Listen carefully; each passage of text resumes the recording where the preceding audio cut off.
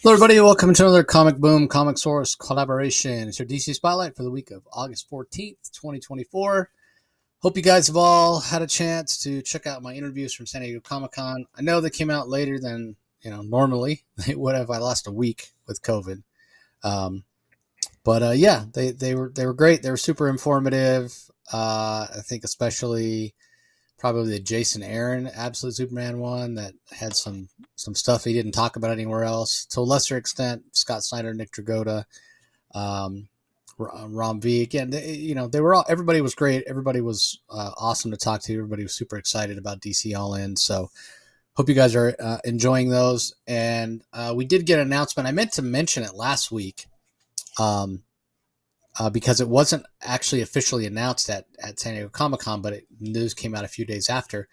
You see that what's called the DC Bullet logo that Rocky's got, and it was announced. Came out. The news came out during San Diego Comic Con. That was going to be the new logo for DC movies, right? For the James Gunn universe or what have you. But nothing was mentioned about the actual comics, and I talked about this in the first episode. After, okay, nothing was mentioned about changing the comics, and we saw another slightly different DC logo during the All In video, what have you. My speculation was I hope they use that, but actually they are. They have announced. Jim Lee has announced that they are going back to this classic logo. It's better than what they have now. Do I like it better than that logo we had just briefly for All In? Probably not. And actually, I don't like it better than the swoosh. Like the swoosh logo that was around from like 2006 to like 2011 it's probably my favorite DC logo. But there is a certain nostalgia with this, and people are like, well, what is it? Bullet, whatever. So for those that don't really understand, so it's supposed to look like if you look at the base of a bullet, right, like the bottom of a bullet. That's what it's supposed to look like. I never really got that, but be that as it may, it does have a certain level of nostalgia, and I agree. Like it's a good choice to go back to. If you the one that had the swoosh that I always liked the best. There was some copyright thing with DC shoes or whatever. They thought it looked too similar to theirs. That's why they changed it right around the time the New 52 was starting. So this is the next best thing in my opinion. But here's the thing, DC, go to this and leave it alone. You don't need to change your logo ever again. Certainly not in my lifetime. So stop. This is a great choice by DC. Great choice. I'm loving this because it brings back it tickles all the right bones for me. Yeah. So just go with this and then leave it alone. Just leave it alone. All right. Well, let's go ahead and dive into the books. I thought overall it was a decent week. Maybe a little light on the absolute power stuff, which we have one tie-in that we'll talk about. But overall, yeah, I thought it was a pretty decent week. So kicking it off with Action Comics. This is part 2 of 3, Falling Like Rain from a Metallic Storm. Writers Gail Simone, pencils are by Eddie Barrows, inks by Danny Mickey, colors by Rex Locust, letters by Dave Sharp. The art's absolutely fantastic. It's not Eber Ferreira on inks, as it usually is with Eddie Barrows, so it does have a little bit of a different look than I'm used to seeing for Eddie, but the detail is still there, the action is still there, still has the kind of the texture that he's known for, a little bit of the realism, so I think it's just an awesome choice. It is, somewhat out of continuity, if you will. It certainly doesn't tie in with what's going on currently in the DCU with Absolute Power and what have you. But it even says right on the title page, DC Comics presents a lost tale from early in Superman's incredible career.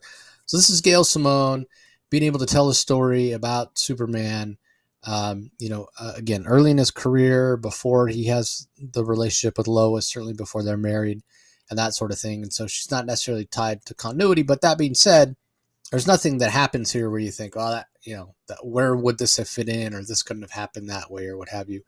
It definitely has sort of a timeless feel. And with the art that Eddie Barrows is bringing, this is a lot of fun. The only, maybe it's a nitpick, I'm not even sure if it is for me personally. It does feel a little bit more like an ensemble piece. Superman, it's definitely a Superman story, but Jimmy and Lois have prominent roles here as well. So and the villains also. So, it doesn't necessarily feel like the most focused on Superman that a story might be, or certainly than we've had in the past. Because the other thing is, it's a modern story in that we don't get a lot of insight into Superman himself and what he's thinking. Although I say that there are actually some thought balloons in this book, which is kind of weird to see because comics have just gotten away from that for whatever reason over the last decade and a half, and I kind of miss them. Like Oh, my sure. Uh, heyday of reading comics, I loved thought balloons that gave you insight into what the character was thinking. So um, I don't know if that's just the way that Gail Simone writes now, or specifically how she structured this story.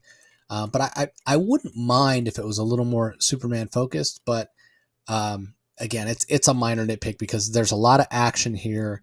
She certainly understands the character in terms of um, his sacrifice and what he's willing to do to save the citizens of Earth, specifically the citizens of Metropolis, from this alien threat. Um, she nails that in terms of the tone. But there's also a little bit of hesitancy at times, a little bit of self doubt that Superman has, which again, if this is a story early in his career, that's a little more understandable than maybe now, where he's probably a little more self confident. But yeah, I thought this was a lot of fun. Um, and we'll see how it winds up, how it all ties together in the third issue, and then Mark Waid's run is going to start, which we now know is 12 weekly issues, as he mentioned at San Diego Comic-Con, if you saw my interview with him, which, at the time when it was announced, I wasn't a big fan, but I kind of I've come around to, okay, if Mark Waid's going to be on Action Comics, and it's going to be Clayton Henry, and it's not going to be quite so tied into continuity, I kind of like that it's going to be kind of out on its own as a weekly series, even if my wallet doesn't.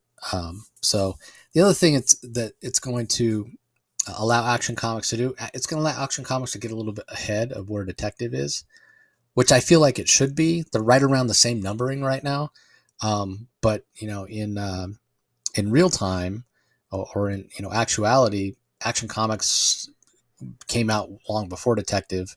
Well, in terms of when Batman showed up, for sure. But so I like the idea of Action being ahead in numbers. So anyway, what are your thoughts on the main story in Action?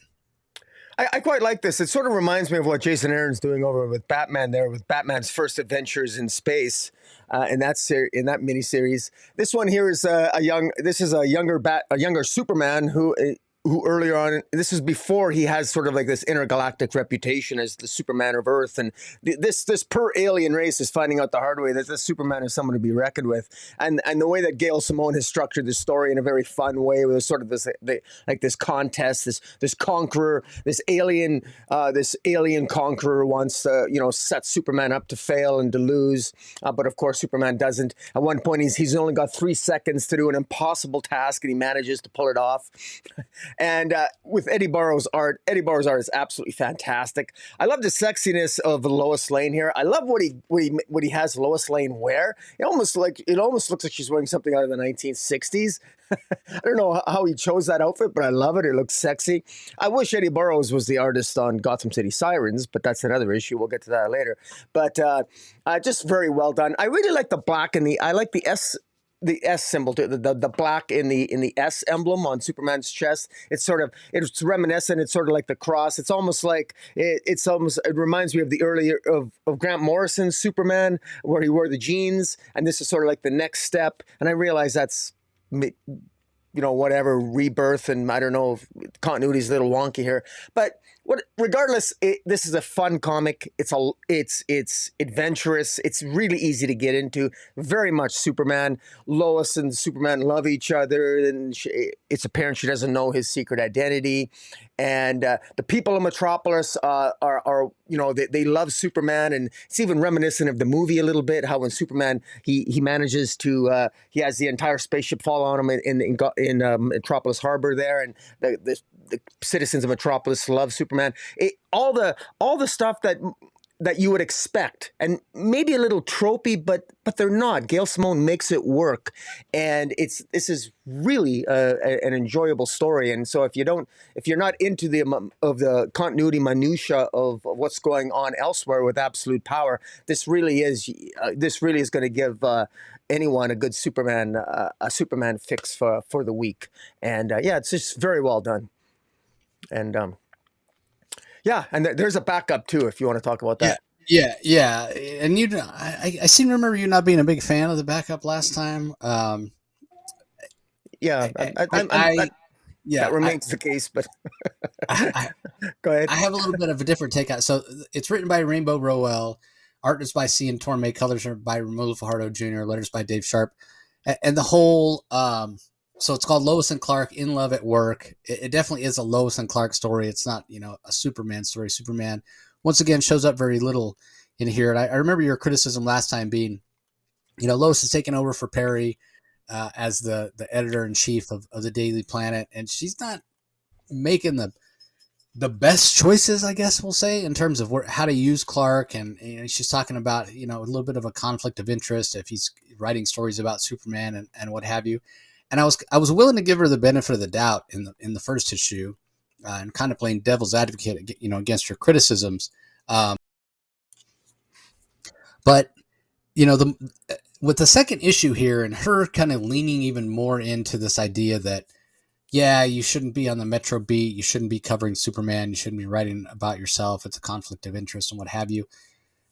It's kind of, she's kind of lost me. Like, again, I want to give her the benefit of the doubt, but it's just not making any sense. Like, this has worked.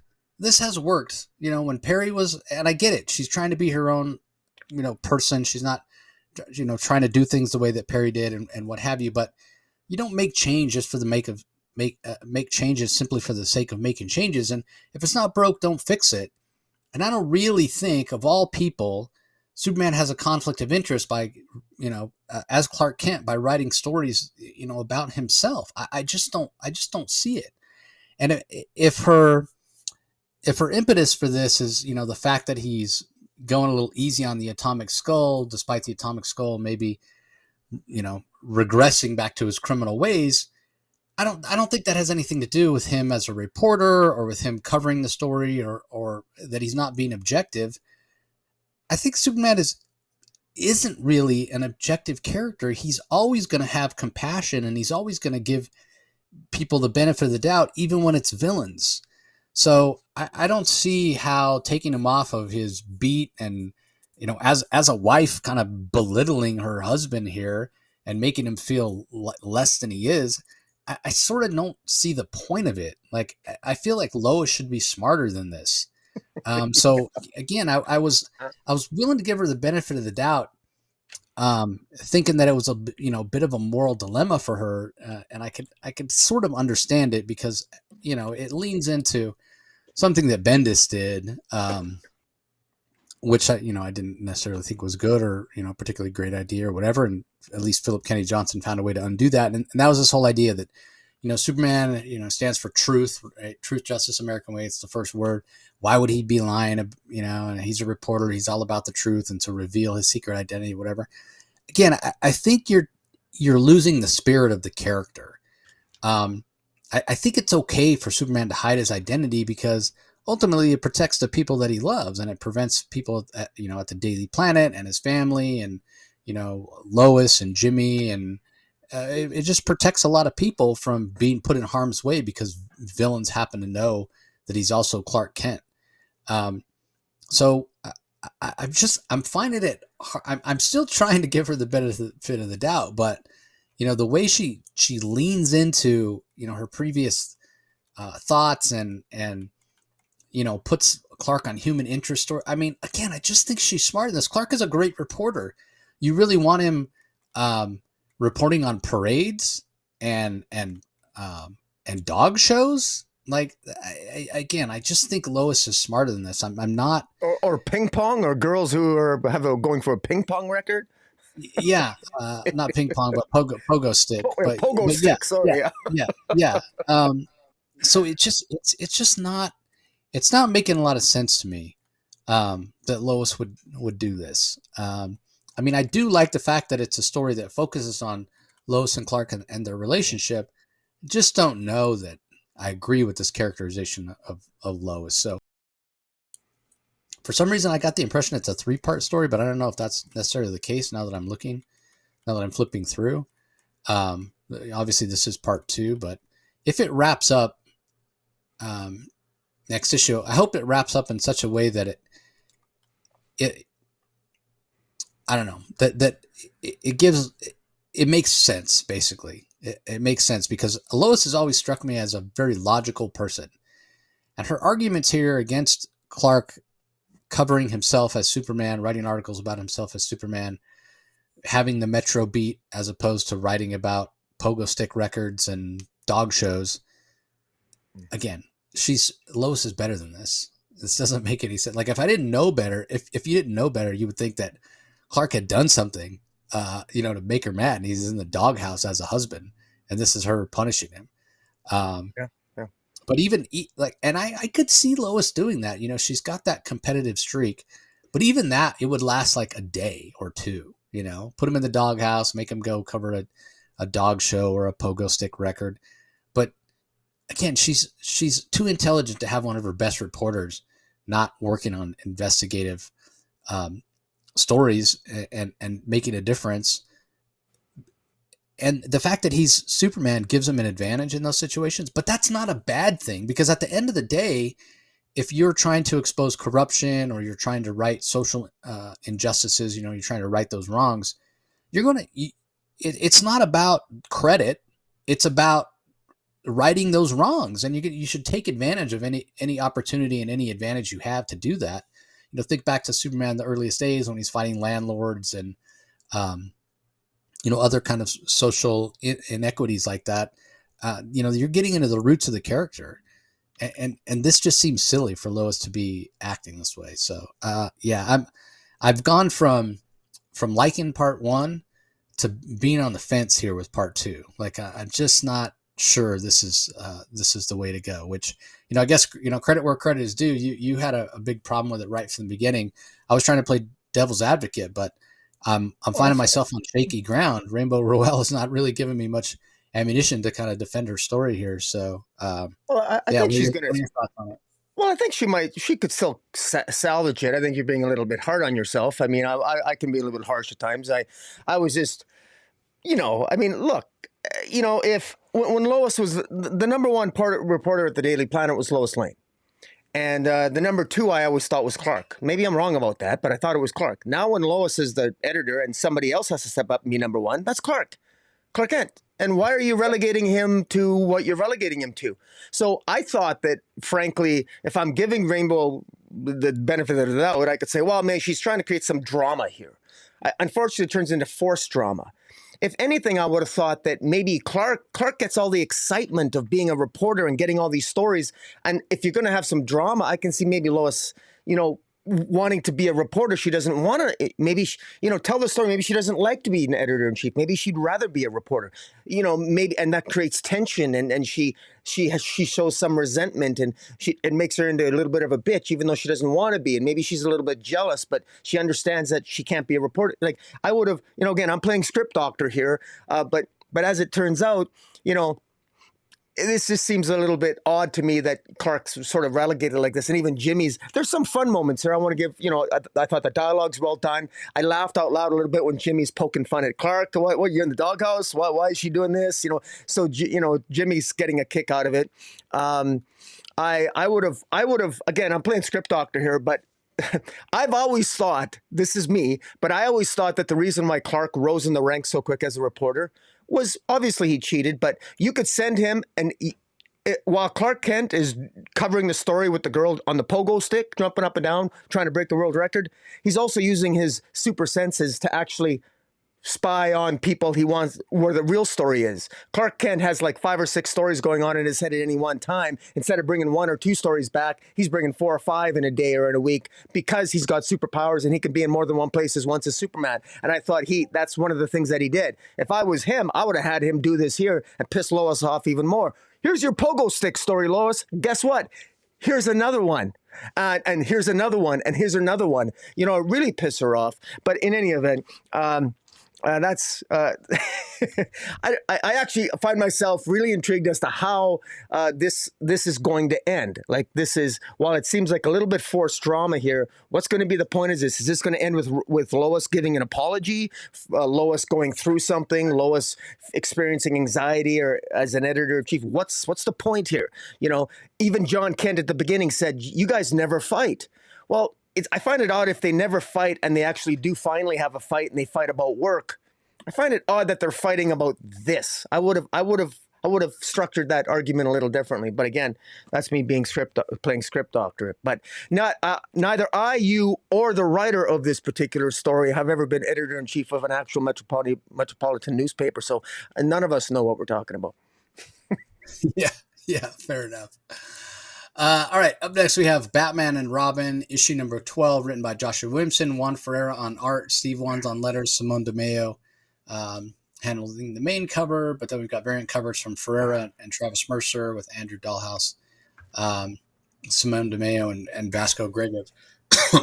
So obviously Ferreira's handling his own colors as he usually does.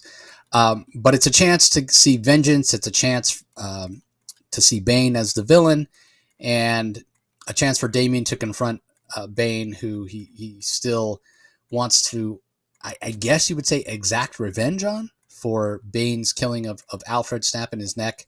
It's hard to believe that was so long ago now, and Alfred still hasn't come back. I mean, he's shown up, you know, in various Batman comics that are not necessarily in the main continuity. We know we're going to get a completely different type of Alfred in Absolute Batman. That's our POV character, a point of view character that looks super interesting. And Alfred does show up here as well into flashbacks at various moments in Damian's life. And Williamson does a good job of inserting these moments, and Ferreira does a great job of illustrating them. They're colored in a different way, so it's clear. They're almost black and white with a little bit of red to show that they're backups, but also to show how much Alfred meant to Damian, how much he shaped helped shape who Damian became as Robin. To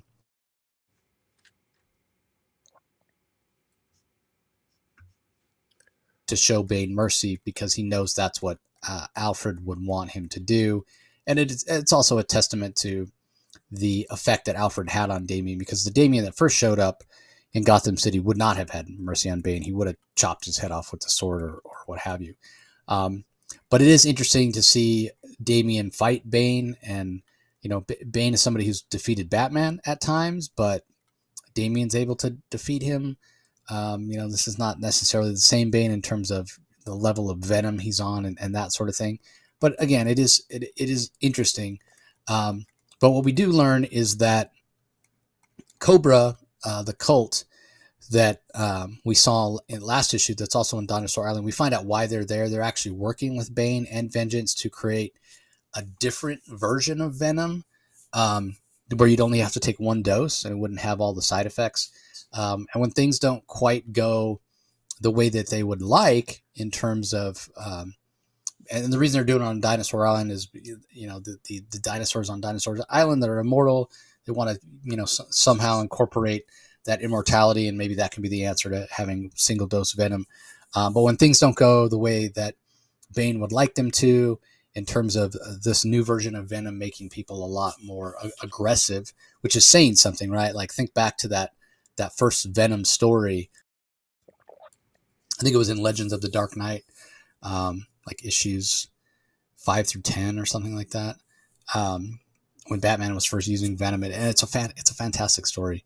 And just, yeah, how aggressive it made him, how he's being super violent, whatever. So, you know, this version of Venom is that dialed up even. So, you know, credit to Bane for saying, no, this is not something that I want out there in the world. But Cobra, you know, they don't care. They want it. They like it, probably, the fact that it's making their soldiers more aggressive. So that's the falling out that Bane and the Cobra cult have had here. And so in the course of this fight, after Damian defeats Bane and says, you know, I'm not going to kill you, I'm going to show you mercy, but you're going to rot in a you know, jail cell in Gotham, which pretty naive for Damian to think that you can lock Bane up and keep him locked up. He's escaped from every prison he's ever been incarcerated in. Um, but anyway, at that moment, Vengeance shoots Damian with this new version of Venom. He immediately gets gigantic to a ridiculous proportion with his gigantic muscles, and he's super aggressive. And will he be able to now resist killing Bane now that he's got this tainted venom, if you will, coursing through his veins? I guess that's the drama. I'll say, spoiler alert: he's not going to kill Bane. Like, at the end of the day, he'll fight off the effects of this and whatever. So it's a little bit cliched. And I find, I love the one for art throughout. And I think the point is he's supposed to look ridiculously big, but he just looks silly. He just looks dumb in this picture. I didn't care for it. I was like, okay. I think there was a way to make him look big, but without making him look just like a caricature, which is what he looks like here. I mean, his upper body's so big, but then it looks like he skips leg day. Like, you always hear that joke, right? Bodybuilders skip leg day, which isn't really a thing, right? Because, just to go off on a tangent here, but when you're working out all the time and you're building muscle, like, even when you're not working a specific muscle group, working the big muscle groups in your body helps out your overall muscle tone, right? And your legs are one of the biggest muscle groups you have in your body. So anybody that wants to be to get big and get mass and be huge, you should never skip leg day, because you working your leg muscles, because it's such a big muscle group, actually enhances the muscle tone for all your other muscles as well, which I think some amateur bodybuilders don't realize that, or people when they're trying to just bulk up. I just want big arms or big shoulders, and that's the only group they work, and they end up looking a little silly. They actually those groups would get bigger if they worked their legs too. But anyway, neither here nor there. I did enjoy this for the most part, but man, that last page just had me kind of shaking my head. But it is great to see Vengeance. I like her as a character. I think she's underused. I wish she would show up a little bit more. I think she's a little underdeveloped as a character. Still waiting for somebody to kind of take her and take her and put her in a story that takes her to the next level. So we'll have to see if maybe somebody during All In does that. But anyway, what are your thoughts on this one, Rocky? I thought it was well done. I thought it was well done. It's a long time coming for this. It seems a little bit odd that it's Joshua Williamson scripted Damian coming to terms with Alfred's loss, both in his Robin series and then even during the Lazarus event. I mean, so that's been him dealing with Alfred's loss is something he's dealt with already, I think more than a few times. But I think this is the first time, or maybe it isn't, the first time that he's actually decided to confront Bane over it. It actually reminded me as I read this, as much as I thought Joshua Williamson here does a good job of this.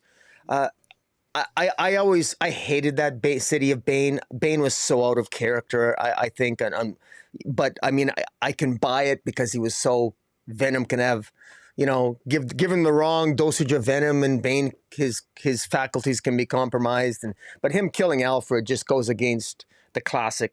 It's just not something Bane would do. But that's a topic for another day. And Bane, so it's not surprising that this led to this moment where Bane almost accepts the fact that, because the fact that I like that Joshua Williamson scripted Bane basically, even though Bane was defeated, I think Bane's heart wasn't really in the fight against Damian because he understands Damian's pain, and so I think there's almost like he's sort of resigning himself to the fact that this is Damian's moment, and Damian, of course, chooses mercy, and that's it shows Damian's evolution of a character as well, because of course, in particular, Joshua Williamson's Robin run, which you and I both enjoyed, there was a lot of really good there. That actually made me. It was that Robin run that made me like Damian again. He became likable and actually, God forbid, had friends. And so this is a continuation of Joshua Williamson's evolution of Damian. And this was something that needed to be done. And I really enjoyed the art as well. And and it's good. It's good to see Vengeance as well. She's still a largely undeveloped character. While she's just a clone, I didn't really get a strong sense that there's a big connection between her and Bane. But maybe that will come in other issues and other stories. But I thought it wasn't bad. Yeah. Yeah, again, I think there's I wouldn't say work to be done, but there's potential with Vengeance that's still out there to be taken advantage of. So anyway, up next we have Outsiders number 10, Jackson Lansing and Colin Kelly on the script, Robert Carey on art, Valentina Tadeo on colors, Tom Napolitano on letters. I'm not really going to pretend to understand beyond the surface level what's going on in this particular issue. Drummer who is not actually who we think she is in the beginning, and is actually uh, this Wildstorm character from another reality that has been moved over to our reality, and come to find out she's not really on the side of the Outsiders after all, um, and wants to destroy. From my understanding, she wants to destroy all of reality because then her world will be restored. I guess is what's Something like happening. that. Yeah, it's not Yeah. really well So explained. Yeah. yeah. So this Jaquita character again. I'm not super familiar with the Authority or Planetary or any of that part of the Wildstorm universe. So for me, this is not landing as well as it might for somebody who is more familiar with those concepts and this whole idea of reality as a snowflake and what have you. I think if you're really intimately familiar with those stories, you're getting a lot more out of this than I am probably. There's plenty of drama and plenty of action. Um, I just, again, I feel like there's a missing piece for me because I'm not familiar um, with all of that. And credit where credit is due. Once again, right from the start, you caught you caught on to those kind of undertones of how much this was going to tie into those stories, and I was like, maybe not. Again, I didn't have the context to really know because I hadn't read those before. But yeah, this definitely turns out to be a very heavily influenced by Authority story from Lansing and Kelly here. But I'm huge fans of those guys. Uh, and at the end of the day, I just don't think this is a very new reader friendly story at all. Um, and I sort of count myself among those only because, like I said, I haven't read any Planetary, I haven't read any Authority, so it puts me, I think, a little bit at a disadvantage. Not to say that this isn't filled with action and filled with drama, as I said, and not that I'm getting nothing out of it. Um, but I just feel like it's much harder to have an understanding of what's going on here if you don't have that background. And I think it's once again a situation where if the, if each of these issues was like 28 pages, let's say, or 30 pages, and so things could be I don't want to say decompressed, but we could have a little bit more information. I hate to use the term spoon fed, but if they had more space, they could do that thing, explain it to me like I'm five, like give me a little more context within Yeah. the story. But again, this was supposed to be 12 issues. They reduced it down to 11, but the 11th issue is double sized. So it's effectively the same number of pages. But I just think because the story is so complicated and tied into another publisher, at one point they were a separate publisher from DC, but another publisher's story and IP, that it just makes it harder to understand for the layperson. So I really wish I knew somebody that was an expert on Planetary and the Authority to get their opinion on this to see if it's is it just me because I haven't read that stuff, and if you have, it lands a lot better. But the whole idea of Sentry babies and all that, yeah, I'm a little lost at times. So anyway, what are your thoughts? Well, first of all, I want to be clear. Like, I know a lot. I love Planetary, and so first of all, give yourself more credit, and I mean this seriously, because no, this is just not well done. Like, this isn't well done. I know enough about Planetary, the complexity of the ending and everything else. This is exactly what it is. I mean, they've acquired all these artifacts. They've got all this obscure language. Chiquita Wagner here was a former member of the Planetary. now she's the new drummer, and now she wants to bring back the planetary universe that was lost after the New 52 and the various crises.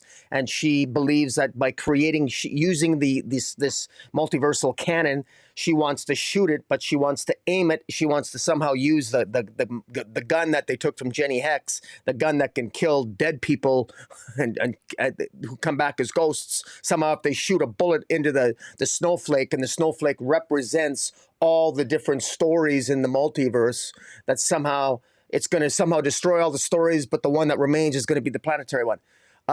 That's all she said. There's not a lot of dialogue here. There's not a lot of, the funny thing is, there's not a lot of exposition here.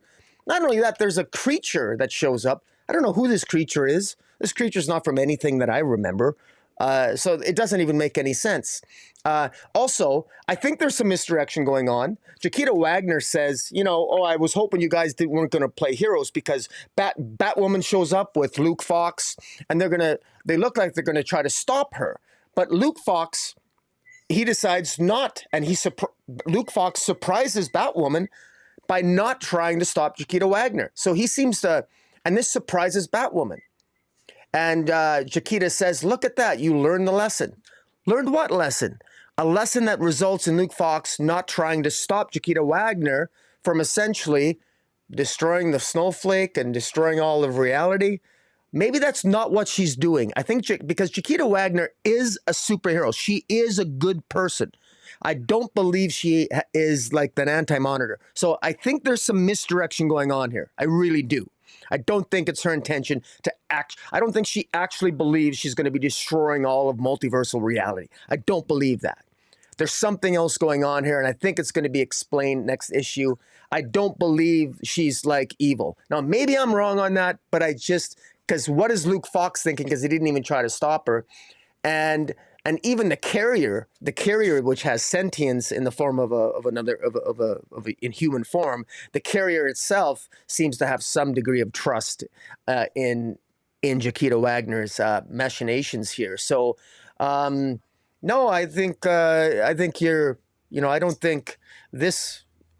I don't think you need to be an expert on planetary, and in fact, Jackson, Jackson Lansing here. I think that the whole point of this, none of us should have to, we shouldn't have to read any of planetary or be familiar with it to understand this. And I think for the most part, I think we've both done a good job sort of understanding the gist of what's gone on here. It just feels it's missing something.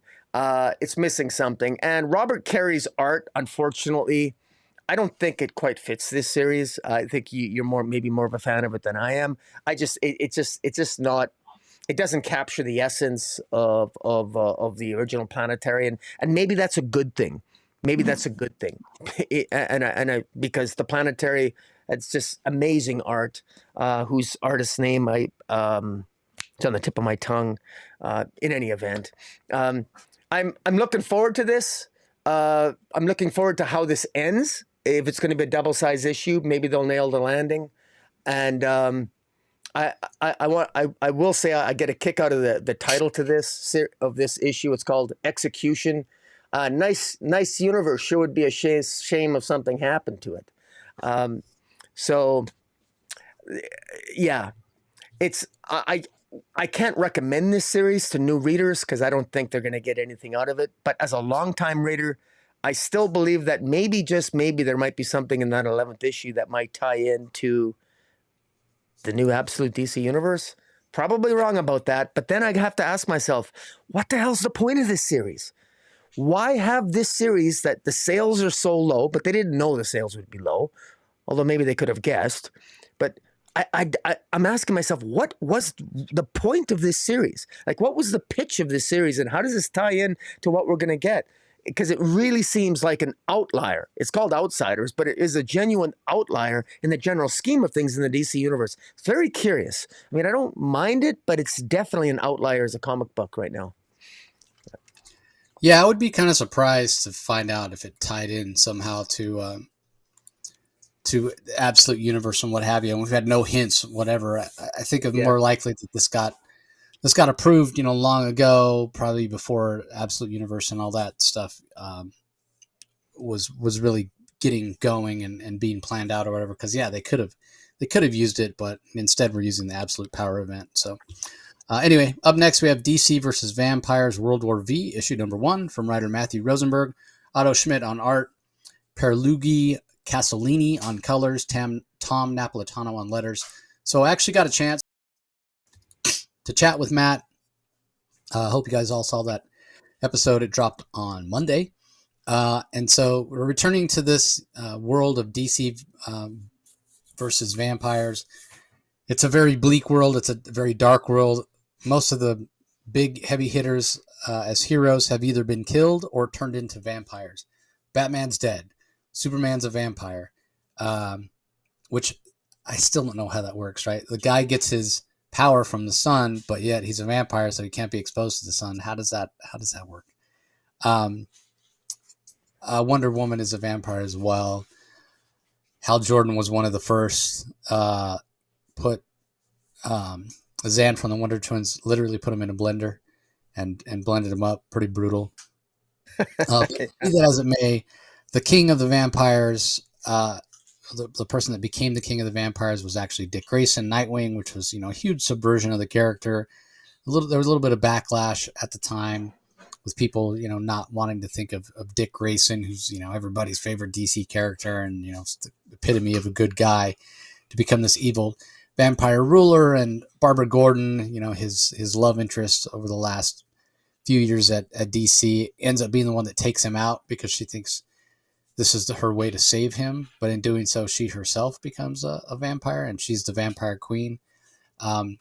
And she's able to establish somewhat of a peace between her and the remaining humans. So the way Matthew Rosenberg described it, it's kind of a Cold War going on right now, this uneasy truce between the vampires and the remaining humans. We do know that the heroes were able to stop the plan that the vampires had to basically plunge the earth into an eternal darkness, so they could wouldn't have to worry. The vampires wouldn't have to worry about being exposed to sunlight or what have you. Yeah, they were able to stop that, but not fully, right? So somewhat of an ice age is settling in. So we talk about that Cold War. It's happening on a planet that's literally cooling and getting colder by the day. A new ice age is starting. And then in the midst of this uneasy truce, you have Damian Wayne, who's also been turned into a vampire, but is not really subject to the whims or the rule of Barbara Gordon, Batgirl, who is the vampire queen. He's more of a vampire terrorist, is the way Matthew Rosenberg described it. So he's out there with his own ideas, his own plan. So he's not on the side of Barbara Gordon, but he's also not on the side of humans. And he's out there shaking things up and threatening the peace on both sides. And so it's probably fair to say he's just kind of his own wild card, if you will. But there are those few heroes that remain that have been, willing to accept this tenuous peace, but they know that it's not for the long term. Like, if things keep going the way that they're going, I don't know how humanity survives. But if humanity dies out, how do the vampires survive? Because if there's no humans, then the vampires don't have any food source. So it's kind of an interesting sort of socio-political situation that these different factions find themselves in. And then to top it all off, Damian Wayne sends an assassin. He sends Hush to attack Barbara Gordon in her fortress or her headquarters or what have you.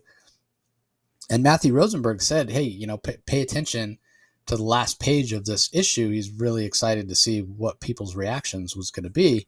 And obviously we're going to spoil here, but Hush appears to kill Barbara Gordon. So, there's been all this lip service given to Barbara Gordon as the vampire queen and what her plans were. I've seen other interviews that Matthew gave this week talking about Barbara Gordon as the ruler. But does she survive this attempt by Hush to kill her? Because the last image is her falling off the side of this or the top of this building. That's her headquarters. And it looks like she's on fire as she's falling down. So is somebody else going to take over? Is she going to survive this? All this talk of Barbara Gordon and the way she rules the vampires in a different way than Dick Gordon, was that all just misdirection? No idea. Completely remains to be seen what's going to happen here. just a very different take on the DC universe, very dark, very bleak. Um, and one of the things that it does, and Matthew talked about this in our interviews, it kind of frees him up as a creator to give us surprises, right? Perhaps this, killing of Barbara Gordon or assassination of Barbara Gordon being one of those things. No one is safe. You don't know at any point, who might be taken off the playing field, and it gives him a chance to surprise us in ways that we might not be otherwise in a main continuity book. The Otto Schmidt art is perfectly suited for this type of story. The colors are a bit muted. Otto colors himself for the most part. So they are actually, I'm sorry, in this issue, Perluigi Casolini is handling colors. Typically, Otto colors himself, but be that as it may, yeah, it's a dark book. It's a bleak book, as to be expected based on the tone. This world, DC versus vampires, it really took off. Like it was very successful, this idea. And it kind of surprised me that somebody hadn't come up with this idea before. But at the same time, it is very antithetical to what DC is. All the time we're going to talk about DC universe set stories and how they're should be filled with hope and optimism and what have you. Man, this is the exact opposite of that. This is a world that's winding down. So is this the best type of scenario for these type of characters? Well, if you're looking for something new and something different and something fresh, it certainly, it's going to check off all those boxes. But as a longtime DC fan, I don't know that this is my favorite type of DC story. Although I do appreciate the twists and turns and the surprises. But at the end of the day, for me, it's a DC story, right? I want the heroes to win the day. And whether or not they're going to be able to do that, man, it certainly hasn't seemed like they're going to be able to do that. Those first 12 issues of DC versus Vampires, the heroes just were handed loss after loss after loss after loss. And in a way, it's a little bit depressing, to be honest. So I am curious to see where this goes, and really curious to see what the status of Barbara Gordon is going to be next issue. So what were your thoughts on it, Rocky? Yeah, I mean, this is a one giant question mark, because it's like sky's the limit. I mean, I listened to your interview with Matthew Rosenberg, and it was kind of comical. At one point, he said during the first series, he kept, I think I believe his words were harassing the editor, Ben Abernathy, I think was the editor, because he couldn't believe he was allowed to kill off whoever he wanted, even Batman. It was kind of, and it was, and it's true. I mean, at the beginning of this issue too, I mean, we got the other, Kyle Rayner and John Stewart, Green Lanterns, their fate. Fortunately, their fate, they meet an untimely demise here at the hands of Wonder Woman and the other vampiric heroes. But at least no one's yet died as badly as that one particular Wonder Twin in that first issue of the first volume of this. But this is. We're getting what, frankly, I expect and what I want. I want unexpected deaths. I want surprises. I want the status quo. I don't want there actually to be a status quo. When I start to feel comfortable, kill somebody off. We don't get to have this kind of fun in the mainstream DC universe for obvious reasons. They can't kill off popular heroes, but at least in a series like this, they can drop like flies. And as long as the story is good and compelling enough, we're going to keep coming back.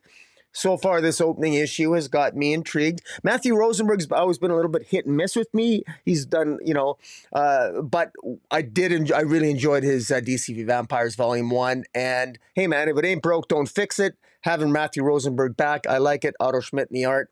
This works for me. I enjoy it. The colors are really good. There's a new Batman in this series. I don't know who this new Batman is, but this new Batman shows up. There's another gentleman running around trying to protect a child. Who is the unborn child? Who are the parents of this unborn child that is being protected by this man that is ultimately protected by this new Batman? Who is this new Batman? What characters? Is that we're not sure. So there are still some open questions here. I love the two, like we got basically three factions. We got the vampires and the humans, and then we got Damian, who's sort of the rogue vampire. The message that Damian gives Barbara Batgirl through Hush is is Semper. I think that is Six Semper Tyrannis, which basically means all tyrants inevitably fall. So Damien very Damien. It's a curious message for Batgirl. He views Batgirl as a tyrant, and yet what does he think he's going to be when he becomes a tyrant? That particular phrase might come back to haunt Damien himself. If he's eyeing the to be king of the vampires, he might be very careful. Be careful what you wish for, Damien. But in any event, so many interesting characters, and I still haven't seen a lot of the characters I love from the original series: Cassandra Cain, Cyborg, Supergirl. I'm not sure, there are other characters that didn't show up here that will. There's even characters on the alternate covers that didn't show up in the main story proper. At least I never saw them. In particular, I never saw Wildcat or Zealot or Killer Croc in this issue, but maybe they were there hidden in the background and I just missed them. In any event, I really enjoyed this because it's something new, and because all these characters are infected by a vampiric sort of evil bug, I'm more forgiving of a little bit. I'm less likely to find anyone necessarily out of character because they're all kind of, they have to be darker in order to survive. Even the human survivors like Black Canary and Green Arrow and Wildcat and Zealot, Constantine, they got their own council, but they gotta be tougher humans. So they're more likely to be darker. And the vampire characters themselves, in particular Wonder Woman, it's always interesting when Wonder Woman, this who embodies compassion and love and everything else, that she becomes a major badass and a downright killer. But it's nice to be able to explore that dark side. But in any event, yeah, this was a lot of fun, and I look forward to see where this series takes us. Yeah, if you're curious about that phrase, that Latin phrase, "down with tyrants," that's the phrase that John Wilkes Booth, the person who assassinated Abraham Lincoln, it's what he called out in the theater before he shot Lincoln. So yeah, it's kind of a cliche, if you will, here from Rosenberg to have Hush shout that out as he's attempting to take out what he feels is a tyrant, as Rocky said. So anyway, up next we have Absolute Power Task Force 7 number 4 from writer Pornsak Pichachot, Claire Rowe on art, Lee Luffridge on colors, Dave Sharp on letters. This is our one Absolute Power tie-in this week, and it's definitely more of a character piece than it is any sort of portion of the story that kind of moves it forward, if you will. So what are your thoughts on this? Well, writer Pornsak Pichachot, in any event, Pichachot, he's the writer of this particular issue. This issue was a miss for me. I enjoyed the second and third issues. The first issue by Josie Campbell, or pardon me, Leigh Williams, I was less a fan of, but the second and third issues written by John Layman and can't remember who wrote the last one. Jeff Lemire, I think, wrote the last one. This one is a little bit of a miss for me, in particular because we didn't learn anything. We didn't learn anything more about failsafe. In fact, I didn't find anything. I wanted to know how is this failsafe different than the failsafe that we got in the pages of Batman. This failsafe was programmed by Amanda Waller. He was reprogrammed by that time traveler John Commander. And he's supposed to obey Amanda Waller, and he's supposed to have slightly different programming, and he's not infected by the Batman of Zur-En-Arrh. And so his programming, if it's obviously he's doing Amanda Waller's bidding, I was hoping there'd be some uniqueness to it, but and particularly since Failsafe actually narrates this issue. He's at many points in the narrative, he's actually narrating it, and he's talking about, and he sounds very much, I guess, like the original Failsafe, but there's nothing really unique about it, and maybe that's a little unfair of me, admittedly. What was I expecting? I was hoping how this was going to be just different, but it's just sort of Failsafe. Of all the Amazo robots, I guess, or the Amazos, this one is, I guess, surprisingly disappointing to me. And basically he just fights Nightwing, and he fights Nightwing and Megan, who's a shapeshifter, and it's one glorified, basically one glorified fight scene, and he wants his job is to basically capture them all. And he's but I found Failsafe here to be. I found the and I'm being very nitpicky here, but I don't care. This is how I feel. The fight scene on Failsafe here, I'd like to think would be at least on par with the fantastic fight scenes that Chip Zdarsky gave us. And when Failsafe fought the Justice League in the pages of Batman and was fighting Batman, those were epic fight scenes. I was really hoping something that there would be a little bit more, the fight scenes here would be a little bit more elevated. I just found them to be, I found Failsafe to be not particularly impressive, to be honest with you. I was hoping for a little bit more. And I was really hoping that Nightwing would be tested a little bit more.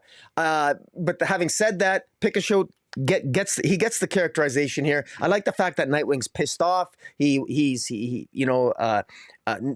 Failsafe at one point is very cruel. He intentionally breaks Megan's arm just to intentionally piss off the heroes so that they become angry and lose their focus, so he can lure them into and take advantage and defeat them.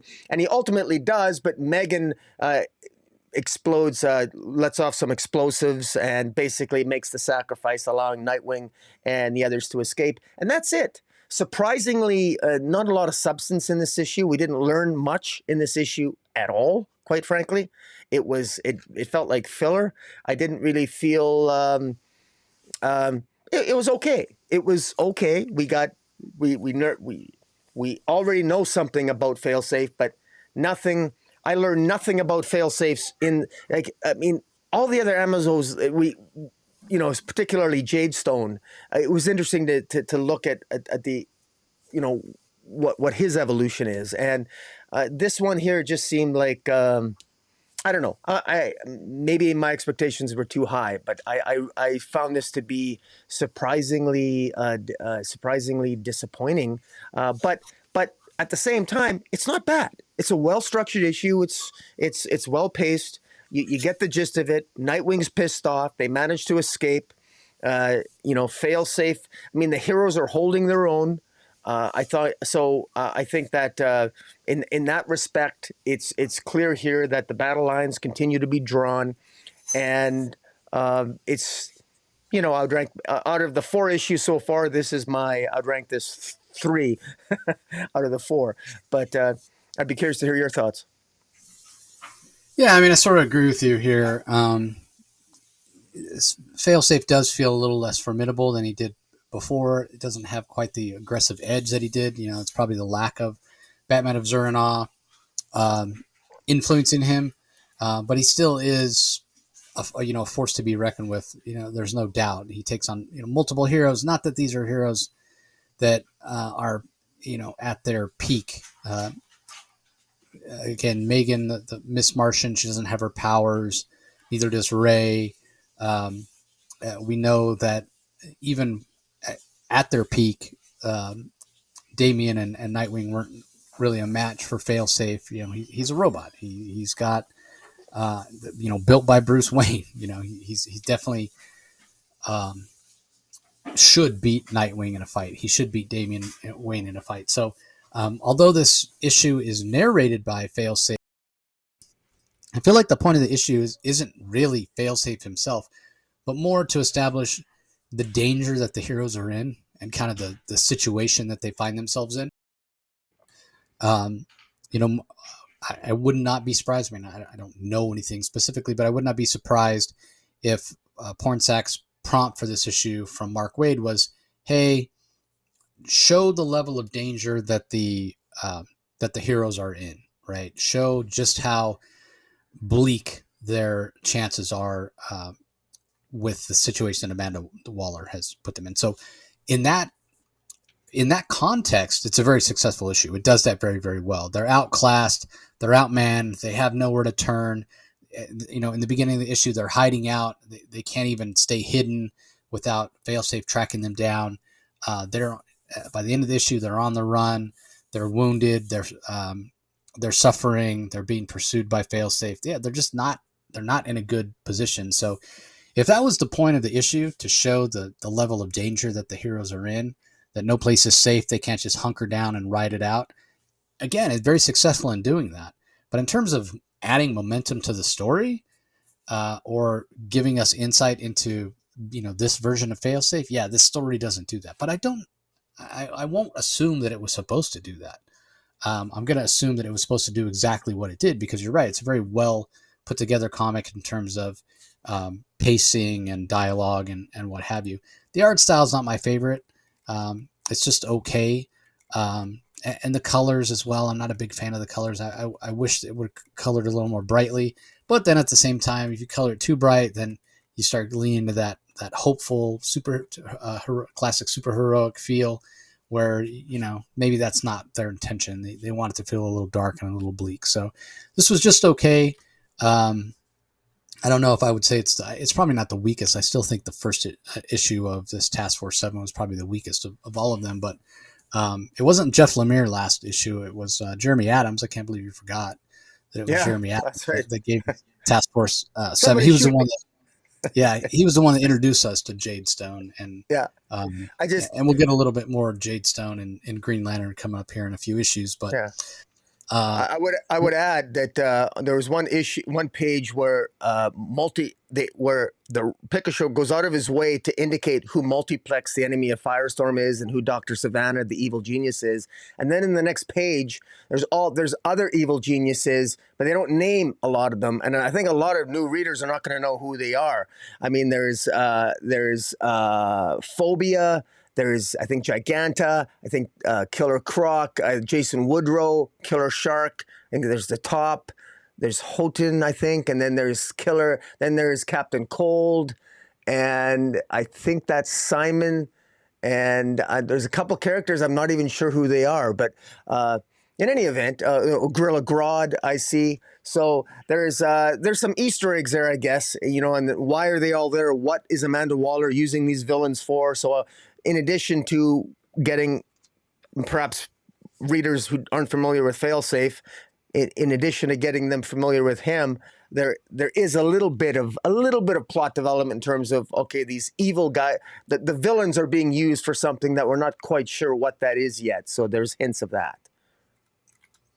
Yeah, we'll have to see if we find out more about what she's up to. It looks like she's building some kind of portal. Maybe, who knows? We'll have to wait and see. But in any event, Gotham City Sirens #2 is up next. And if you're saying to yourself, wait, we just got Gotham City Sirens last week. Yeah, you're right. It turns out this is a weekly series. Again, I'm not usually a fan of weekly series. Maybe with the upcoming Action Comics 12 issues from Mark Waid and Clayton Henry being an exception. But if there was any comic that didn't need to be a weekly, it's this one. So written by Leah Williams, art is by Daniel Hilliard in this particular issue, colors by Triona Farrell, letters by Hassan Otsman Elhau.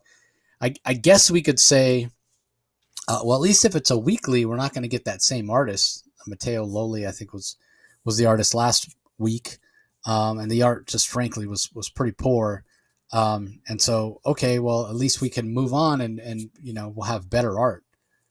Well, yeah, to a degree, we have better art from Hilliard here, but the art is still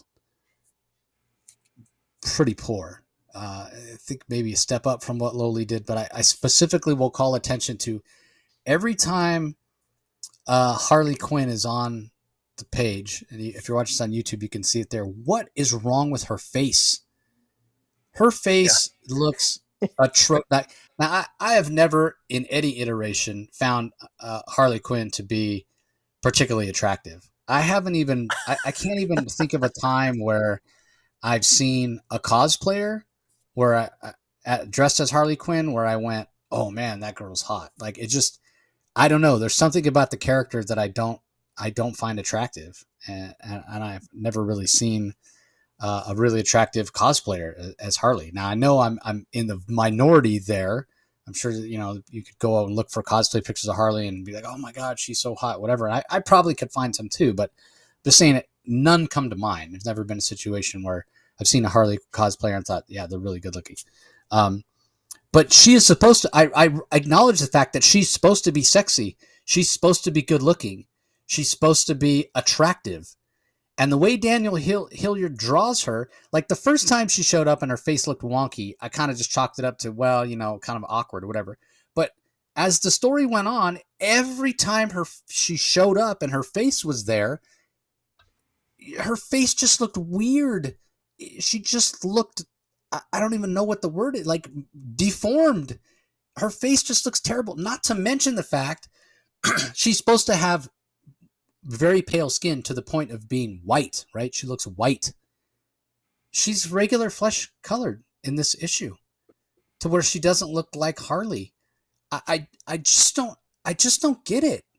Like, this is not, if you're given this assignment as an artist, if you get this gig, and it's a good gig to get, right? High profile DC female characters, Harley Quinn, arguably the biggest and most famous of DC female characters. Obviously, the argument can be made for Wonder Woman, but we all know Harley sells more merch these days. She has broader appeal, cartoon on Max and what have you. So this is a good gig to get, and this is what you give us for Harley. She's not colored correctly, and her face looks awful every single time you draw it. Like, this is, it boggles my mind that you could give us art this poor, especially when we had such bad art last issue, and this is coming out on a weekly basis. So, again, the only thing good I can say about this is, okay, it's weekly. It'll be over quick. We won't have to suffer. But at the same time, it's like, man, it would have been nice to put it out of sight, out of mind for a month and not have to come back to it for a while. But I just don't get it. And then as far as the story itself, Leah Williams is a talented writer. Don't get me wrong. But it's more of the same when it comes to the punchline, right? Like, they're leaning into punchline as this character that's sort of similar to the Joker in terms of using toxins and chemicals and what have you to poison people or mind control people or whatever. It's very derivative. It's not interesting. Punchline herself doesn't really have a personality. There's nothing here to hook me. There's nothing to pull me in.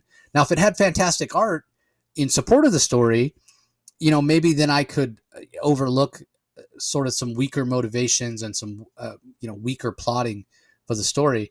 But with this level of art, and then you're giving me sort of a paint by numbers, generic punchline story that's not so different from the punchline story we got in the Punchline miniseries from Tini Howard. Why am I supposed to care? Like, there's nothing new under the sun here. They're not developing the character of Punchline. They're not evolving her as a character. She's not interesting. I'm getting substandard versions of Catwoman and Poison Ivy and Harley Quinn in terms of what they look like, to where it's every time Harley Quinn's face is on the panel, it pulls me out of the story because I can't stop looking at how wonky her face is. Like, I just, like Gotham City Sirens, that title, that it has, it comes with expectations. It comes with a sort of this cachet of expecting really great art and Yes. sexy female characters and what have you. Yes. And DC is like squandering that to the nth degree with these artistic choices for the first two issues. My only hope in issue 3 is that the art improves. But with these first two issues being so substandard, I don't know that the art could improve to the point where it could save it, especially with a story that's so generic. And like, remember when we had the Batman? I can't remember. I know it was a Batman limited series, right? DC does a ton of them. It's hard to keep them straight, but it was one that tied into like a video game, and there was these people that were rioting. They're trying to get like merch, shoes, and what have you. And Yeah. yeah, Yeah. What was that? yeah, I don't know. It wasn't particularly good or interesting, but this is the same goddamn story. Only this time it's energy drinks that Punchline is creating. It's the same stupid story. People rioting over trying to get energy drinks because Punchline has made them addictive. It's not new. It's not fresh. It's not interesting. And you add in substandard art, and why am I supposed to care? Like, this is just a significant miss from DC. I don't know what else to say. Like, I don't like to rant. I don't like to to call things out as substandard. I want to like every book. That's just not reality. Not every book's made for me. Subjectively, I'm not going to like every book, but objectively, this just isn't a very good comic. It's just not. So I didn't see anybody that first issue of Gotham City Sirens came out and they were like, "Oh my god, it was so good! You got to pick this up!" Like, and rightfully so, man. Like, I just don't even know what else to say. So I guess I'll shut up, right? Give us your thoughts, Rocky. Am I missing something? Did you enjoy this more than I did? I did enjoy it more than you did. Yes, that's not saying much, but I actually want. I'm going to disagree with you a little bit on the story because I actually think the story is better than it resonates better for me. Because one thing that I'm going to give Leigh Williams credit for is that this story, she wrote a story that has plenty of opportunities. She scripted lots of scenes where the artist could draw TNA and beefcake and cheesecake galore. There's two scenes in here where Ivy and Harley were sexy and were kissing. One scene where they kissed. There's an opening scene with Punchline showing off her legs, having Punchline is in an extremely provocative outfit. You wouldn't know it because the art's so terrible. There are beefcake. There are muscular men. Punchline's henchmen are muscular men that are stripped naked with nothing but cowboy hats and masks and tied together. And yet you're not. It doesn't even occur the way the coloring is. It's like these are naked beefcake men, and you get hints of it on the cover here. There's beefcake and cheesecake on the cover. Where is it in the comic? Well, it's there, but you kind of forget. There's a scene with the clerk where the clerk wants the clerk. They want the convenience store clerk not to order the XO punch. And by the way, the XO punch, the XO is a reference to Punchline because Punchline's got like an X and an O on her kneecaps and stuff. But anyways, they want the convenience store clerk to basically reject the delivery of the XO punch, and in order to do that, Catwoman has to cut him a check for $10,000, and he wants a kiss from Poison Ivy. There's another chance to have some provocative sort of sexual innuendo, all conveyed in the art. Again, it falls completely flat. And one of the reasons why it falls completely flat is the unattractiveness, the ugliness of the faces here. All of them are ugly. And they could all be the ugly sisters, quite frankly. Let's call them that, not the Gotham City Sirens. And again, we're being harsh, but read the title, man. Read the title. It's Gotham City Sirens. I know they needed to fill in space, but you don't cram. I mean, this is not a series that you just sort of like, oh, let's fill in the blanks. So let's throw a bunch of random artists on here and take up space because we need to get this done. It's unfortunate, but the story itself, I think, is kind of funny. Punchline. The reason where I said I was going to disagree with you a little bit is that I think Punchline finally is coming into her roots a little bit. Teenie Howard wrote Punchline as like this wannabe mobster, as opposed to going back to her social media roots, which is how James Taney, I believe, originally sort of conceived the character. Joker used Punchline to sort of get a leg up on social media. This is Punchline sort of doing that, using the XO punch to control the minds and the bodies of people who would drink the punch, and also have an online presence and being able to manipulate social media. That's Punchline here. I also want to show, you want to talk about a Pornhub fantasy here, all those mind control stories in Pornhub and everything else that I hear about. Come on, man. Punchline at the end here. What does she do? She gasses all the Gotham City Sirens in the back of the truck. She now can mind control Poison Ivy, Harley, and Catwoman. Tell me that isn't a recipe for some serious sexuality going on. If you actually look at the storyline, what's happening here, there is a lot of potential here for a lot of innuendo, sexual innuendo, maybe even a suggestion as to what's the orientation of Punchline. But you'd never know that from the art. Again, I emphasize again just how such a profound missed opportunity this was to get a grade A artist on this. This could have been multiple people's picks and books of the week, and this could have made a mark for itself, but it never will, because nobody will talk about this because the art isn't up to snuff. I think Leigh Williams did her job. Leigh Williams gave the artist plenty of fodder in her story, in her plot points, for the artist to shine. And and unfortunately, the art just wasn't up to snuff. But that's my biased Well, opinion. yeah. Well, Matteo Loli is returning for the art duties on issue number 3 on the next issue Yeah, next week. yeah. So So it's not going to be. yeah, and then Ted Brandt handles the art on the final issue, along with Daniel Hilliard and Rose Stein. So 3 artists on issue 4. So unfortunately, I don't think we're going to see any improvement in the art, but I don't.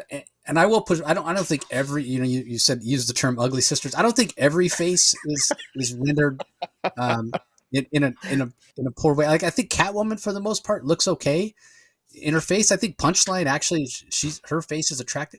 I don't know what it is. Like he just draws Harley's face. Like she just has these weird expressions. And her eyes are too far apart. Like she just looks so weird to the point that every time Harley Quinn's face is in a panel, it pulled me out of the story. Like Yeah. it doesn't make sense. Like clearly the guy's talented. Clearly he's talented, but yeah, he didn't bring his A game here, and wasn't helped out by the color artist either. So anyway, let's move on. Gotham by Gaslight, the Kryptonian Age, issue number 3 is up next. Andy Diggle's the writer, Leandro Fernandez on art, Matt Hollingsworth on colors, Simon Boland on letters. I guess it's fair to say this is the Wonder Woman issue, which makes sense. One of the covers here by Frank Avila shows Wonder Woman.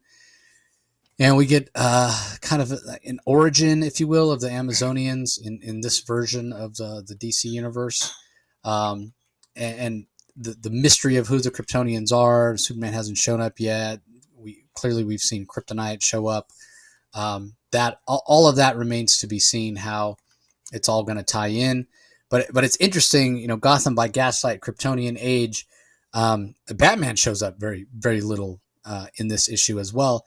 But again, a lot of Wonder Woman. Alan Scott, we're basically subjected to the origin of the Alan Scott version of Green Lantern in this issue. We don't see him become Green Lantern, but we see the train accident that's going to lead to him becoming Green Lantern. All that to say that this Elseworlds tale that Andy Diggle and Fernandez are crafting here is it kind of reminds me of Earth 2, the Earth 2 series that it was James Robinson writing it, and then it was Tom Taylor. But it was Nicola Scott on art, and it was sort of the origin, if you will, of a lot of the classic DC characters. This reminds me of that. And then this is, it's called Batman Gotham by Gaslight, Kryptonian Age, but it's so much more than a Batman story, right? It's almost, if you're talking about the characters that are showing up here, it's almost Justice Society of America, right? JSA, because you have Batman, we have Alan Scott Green Lantern, we have Wonder Woman, we have hints of Superman showing up. So who the true villains of the story are beyond the League of Shadows, we don't know at this point, or League of Assassins. But hints of the Kryptonians being sort of malevolent, if you will. But I can't imagine Superman being the antagonist. So is he going against Krypton? Like it still feels a little bit like setup. As much as we're being introduced to these versions of the characters, specifically Wonder Woman fleshed out quite well in this issue, there's still a lot that we don't know. But it is, I think, 30 or 36 pages, so it's a big chunk of story here. Wonder Woman feels sort of classically Wonder Woman with the way she speaks and the vocabulary, and this idea of the city or island of Themyscira being in Skataris, in the middle of the earth, the Skataris from Warlord, Travis Morgan and what have you. It's an interesting change. It's an interesting sort of adjustment to the myth of the Amazonians. I think it does work for the most part. It works pretty well here. I thought the art was pretty strong. I thought the color work was pretty strong. So this has been impressing me. And it mostly in just the scope of the story. It's so much bigger than the original Batman Gotham by Gaslight story, the first Elseworld story, that was heavily focused on Batman. This story clearly is so much more than that. So Andy Diggle is a writer. I think I wish he would get more work at DC. And in continuity work. I think he's very underrated as a writer. Not enough people talk about how talented he is. So anyway, what are your thoughts on this one? I really like this. Andy Diggle's doing a fantastic job world building. I love the art by Leandro Fernandez. This is and this issue. What a wonderful origin and a cool epic origin for Wonder Woman. The way that it meshes Themysciran history with a combination of Kryptonian history and, of course, Wonder Woman rescuing Professor Adam Strange's men from an attack from a species that Wonder Woman's 11 sisters were all killed by this species, but Wonder Woman shows mercy on it. The only reason Wonder Woman's come to the surface of man's world is because the doom that destroyed Krypton, the doom of Krypton has which originally destroyed the Earth because it reversed Earth's magnetic poles. That doom is returning. There's hints that this doom that is basically left Earth, went into hibernation, and is on Mars, and it might be Martian Manhunter. Little hints of that. This Alan Scott Green Lantern, it's very interesting. Bruce Wayne, the last issue when Catwoman and Catwoman saved Batman from Talia al Ghul in the League of Assassins. The museum exhibit that showed exhibits of artifacts from this Kryptonian age, they were all in fact fake artifacts because Bruce Wayne in fact has them hidden on a train in Colorado, which is being guarded by the Pinkertons, and that same train that Alan Scott is on. The ring that Alan Scott is shown is actually the from DC lore, Green Lantern, the Dragon Lord #1, which came out in June of 2001, character created by Doug Mensch and Paul Galassi. So it's a different Green Lantern we know that because it's called the Ring of Zhongli. So if you Google it in DC Wikipedia, the Ring of Zhongli belonged to a Green Lantern in the 7th century in DC lore. And so it's interesting here. Andy Diggle's he's had his fun. He's dug into DC lore a little bit. He's got some Easter eggs there for us longtime readers and certainly challenged me on some of this stuff. I really enjoyed this. I love how Bruce Wayne sort of snuck in and into the sort of like the body house where Selina is, and they have their great dialogue. They have their back and forth, but this feels like Bruce Wayne and Selina, how they would sound in the 19th century, and it works so well. He's using his Matches Malone, even though it's a different universe. Yeah. He's still using his Matches Malone undercover name, Yeah. so that's a cool callback. Exactly. Yeah. There's moments like that, and it works so well. And Selina had even captured one of Talia al Ghul's men, and they interrogated them. And it's clear here that all this is linked to 30 years ago when all the Kryptonian artifacts on the Earth began to glow, and that was 30 years ago, the same time when Kal-El's ship landed in Kansas. That was in the first opening pages of the first issue. We're on issue 3 here. All this is linked. And of course, we don't know what you can read solicitations for some potential spoilers, but we haven't been introduced to this Superman, this Gotham by Gaslight Superman yet, but that's coming up. But this is just excellent world building. And you said earlier, you talk about setup. Often sometimes when we review comics and we say, oh, this issue is just setup, sometimes it's an underhanded criticism, but in this case it's a compliment because it doesn't feel like setup to me. I feel like I'm enjoying the story. It's a journey for me, and I'm enjoying it. And so it's yes, it's still moving some chess pieces on the board, but it feels like it doesn't feel rushed. It feels like I'm enjoying the journey getting there. I'm not saying, oh, quick, show me this. Let's get on with this. No, I'm enjoying the ride. I'm enjoying that this is taking its time. It's not rushed. The art's fantastic. The colors are great. Diggle is on top of his game here. I already know that I'm looking forward to to the hardcover of this, because I think this is just it's gorgeous. So yeah, this is definitely one of the candidates for pick of the week this week for me.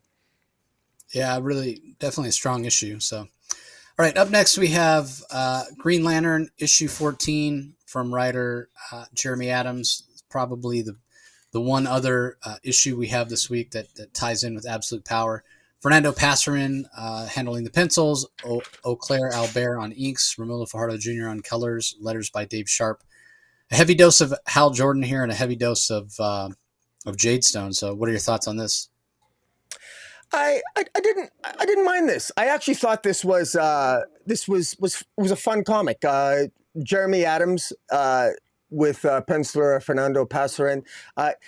Jeremy Adams is having a lot of fun with this, and I get the sense that with some of these crossovers, and this isn't surprising, but with these crossovers into Absolute Power, the writers can only do so much. You know, they can't reveal significant plot points, because understandably that has to be in the main series of Absolute Power proper. I get that, but Jeremy Adams here has fun with this, and in particular, he reinforces some aspects that are going to be significant later on. In particular, Alan Scott's relationship, or Alan Scott's sort of like relationship with Jadestone. How Jadestone is clearly going through something. Jadestone, who sort of absorbed the Starheart, seems to be gaining free will and a new kind of sentience, or AI. And Jadestone really seems to be conflicted. Meanwhile, I mean, they're in Amanda Waller's, one of her headquarters, and Hal Jordan. I mean, the fun of the issue is Hal Jordan basically trying to escape, and he's just trying to get the hell out of there, and he's constantly being attacked, of course, by Amanda Waller's minions, and then ultimately by Jadestone, and he ends up using, Condiment Man's guns, and all these crazy, the javelins, and all these crazy like weapons weapons from these like Z-list villains. And it's a lot of fun. It's a lot of action, and it's and we get to know, Jadestone, of course, further struggles with his programming, which is going to play a part probably farther down the road. We know that Carol Ferris is with the JSA in the Tower of Fate, and they ask Carol Ferris. They want to try to locate other heroes, but they conclude that Carol Ferris has a lower profile than they do, because Carol Ferris is not really known as a superhero. So they sort of give her an assignment to go and try to find other heroes to bring them back to the Tower of Fate, and ultimately she does that at the end. And we even get some scenes with Lord Theros on United Planets. Not much happens there, but I like that Jeremy Adams shows us that the United Planets is still present, that Lord Theros is still part of his machinations, because let's face it, Absolute Power here interrupted Jeremy Adams' run on this, but Lord Theros is very clearly, he still has his machinations. He reminds readers that the United Planets has been taken over by Durlans, and that they're concerned about the rest of the universe discovering that is what has taken place.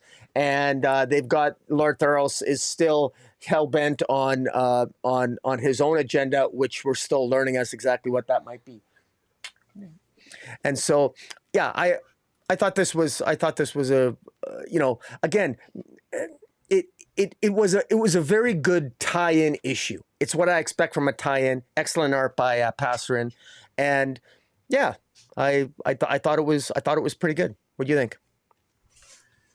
Yeah, what's amazing to me is how in only 20 pages, Jeremy Adams can give us so much story when other writers kind of struggle to do the same.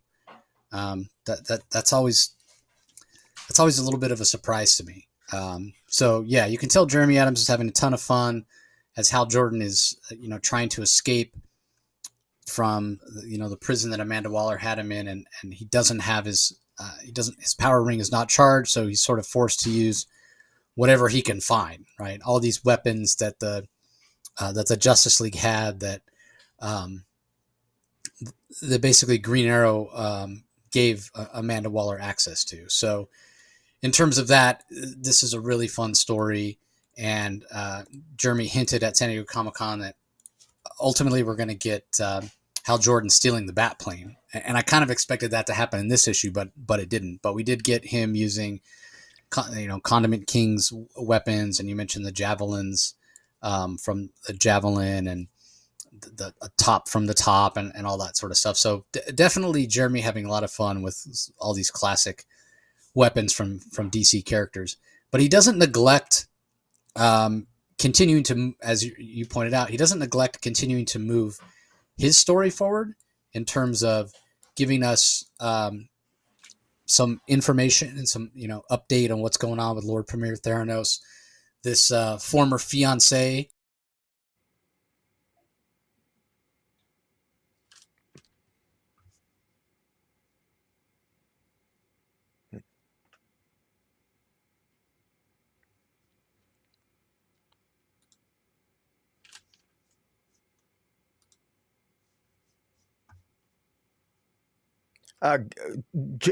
Jace, you've muted yourself. Oh, sorry about that. I think I was sneezing. But yeah, what was the last thing that I said? You just started talking about the former boyfriend of Carol Ferris. Yeah. So even though Jeremy's got to tie into the events of Absolute Power, he still does a good job of not neglecting. We get Lord Premier Theranos, what he's up to. We get this Gray Lantern is what I'll call him. This former love interest, former fiance of Carol Ferris, who clearly is somebody who, for lack of a better term, is powered by sorrow. It seems like he's going to be somebody whose power comes from sorrow. He's constantly crying or what have you. So again, a lot of credit to Jeremy for giving us a story that just again does a fantastic job of tying into those plot threads that he was already developing, that he hasn't forgotten about. Whereas other people struggle to get a full story in 20 pages. So I'm curious to see what the other heroes are going to be able to do with the weaponry that Hal was able to bring to them. I'm curious to see Hal in the jet plane, but I'm most curious to see where Jeremy takes the story next with this Gray Lantern, as I'll call him, Lantern of Sorrow, or what have you, once Absolute Power is all said and done. I'm really curious. And maybe even after this Lord Premier Theranos storyline finishes up, because we know that there's a crossover. I'm trying to remember it's not Civil War, but something along those lines. I can't remember what the name of the Green Lantern crossover event that's coming with Jeremy Adams and Philip Kennedy Johnson next year. Do you remember what they were calling it? I can't remember. No, sorry. Yeah, I'll have to look it up because otherwise it's gonna drive me crazy. But yeah, we know it's coming. It's been hinted at. It's been teased that there's an event coming now that Jeremy's story, or rather Philip Kennedy Johnson's story with John Stewart, the War Journal story's coming to an end. So and Jeremy and Philip Kennedy both, when they were on the show previously, have talked about the fact that ultimately their stories are moving toward a crossover, if you will. But yeah, I was very much looking forward to seeing the Hal Jordan steal the bat plane. It's on one of the covers here, so I'm not sure why we didn't actually get that happening in this issue. But let's see, Green Lantern. It doesn't. I don't remember them giving a name. Civil Corps. There it is. Civil Corps. So instead of Civil War, it's Civil Corps. Green Lantern Civil Corps Special. So I imagine that's going to have a lot to do with the resolution of the Lord Premier Theranos. I mean, the solicitation says Lord Premier Theranos sends a surprising foe to retrieve the Darkstar ring from John Stewart. So it seems like that probably be the beginning of the end of the Lord Premier Theranos storyline. At least that's my assumption. But obviously, we'll have to wait and see if that's actually the case. Um, but yeah, I'm definitely looking forward to where Jeremy's going to take the story next. We'll have to obviously wait and see. All right, up next we have You want from to the DC. read there's a backup by Oh, Mark there's a back. Guggenheim, the Shadow Yeah, yeah, Lanterns. yeah. There's a backup by Mark Guggenheim, the Shadow Lanterns. Um, I saw a lot of people talking about it online Yeah, already. It's being great art by Derek Robertson. It's really yeah, yeah.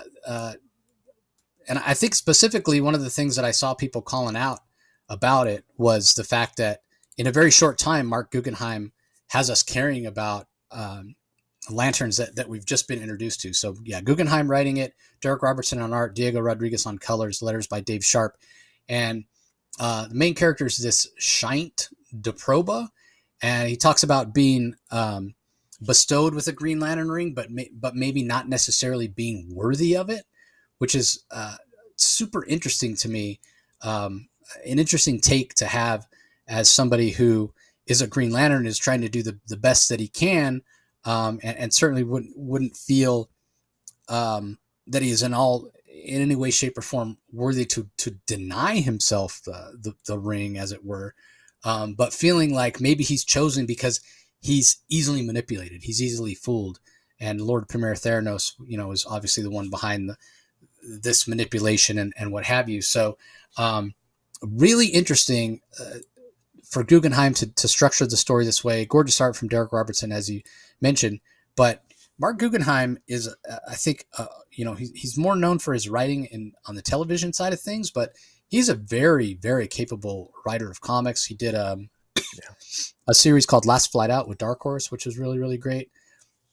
And we covered on the show. And I look forward to learning more about these Shadow Lanterns, and maybe in that Civil Corps special, that's where we'll see them show up again. But just a fantastic job of very quickly giving us very competent characterization for these lanterns, and making us understand where they're coming from and how they feel sort of trapped. They have this obligation because they've been made lanterns by Lord Premier Theranos, maybe would not have been made lanterns under other circumstances, and yeah, just feeling this, as I said, obligation to do what he says, even while doing it, knowing that in the back of their mind they're aware of this manipulation that's happening to them. So yeah, just a fantastic job by Guggenheim. I was really impressed with this story. Yeah, and I would just add my comment that the way that this particular lantern, who sacrifices his life at the end, but he does so with somewhat of a plan, that he's still he may very well have been chosen because he was perceived to be weaker willed, or perceived to be more be capable or prone to manipulation by Lord Theros, but he's he actually somewhat plans his own demise, or hopes at his own demise, that he's far enough that when his ring finds a new bearer, that maybe the ring is far enough away from Lord Theros that it might by chance be able to overcome Theros' influence. And so there's even a plan, even in his death, there's a plan to sort of find a higher purpose that goes beyond the ring, and so I thought it was very, very heroic, and a very, very good short story that adds to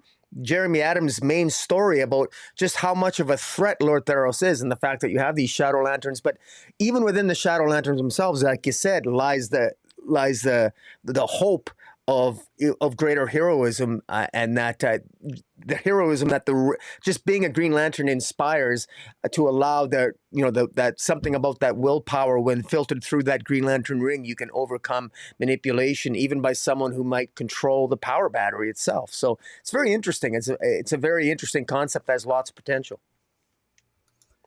Yeah, again, where we'll see these guys show up next remains to be seen. But yeah, really, really impressed with what Guggenheim was able to do in a few short pages. So, all right, up next from the DC Vault, Robin Lives, issue number 2. This is that sort of if things had gone differently in terms of the voting for Jason Todd, had he not died in the pages of Batman back when what might the story have been going forward, which, they never wrote the story beyond the issue itself where he was killed.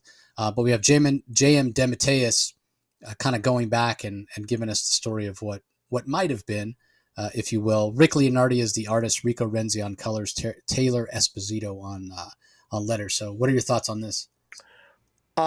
Straight up, I hate to disappoint, but I never read it. I honestly, it's one thing I didn't read because I'm not interested in this story. To me, I know it's kind of an Elseworld story, but I just have no interest in it.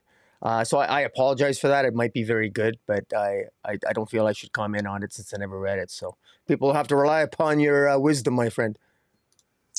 Yeah, what do I think? Well, first of all, Rick Leonardi is an absolute legend, but this isn't him at the top of his game.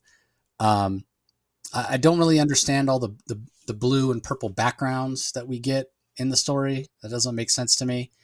And a lot of times, this plain purple or plain blue or just this monochromatic background is the only background we get.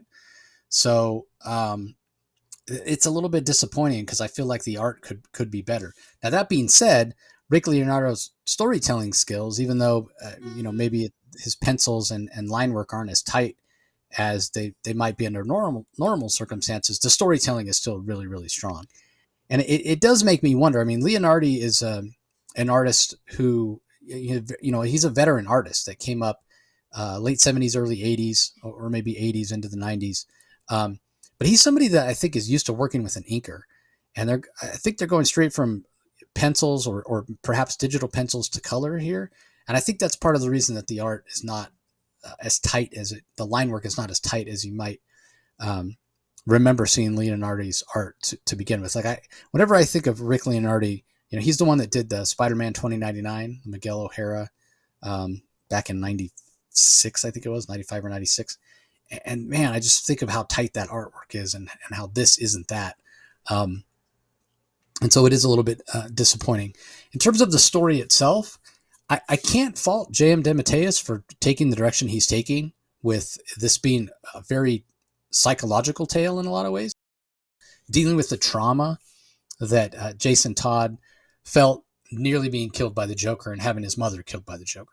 So we saw last issue, despite all that trauma, once he was healed, he came back and he went out on his own against the wishes of Bruce Wayne, because he sort of wanted to prove, I think, not only to Bruce or not only to Batman, but also somewhat to himself, that he could still be Robin after everything that happened, after all the trauma that he went through and traumatic experience and what have you. But unfortunately, he simply isn't ready. I mean, Jason Todd wasn't the best in terms of capability when he was Robin.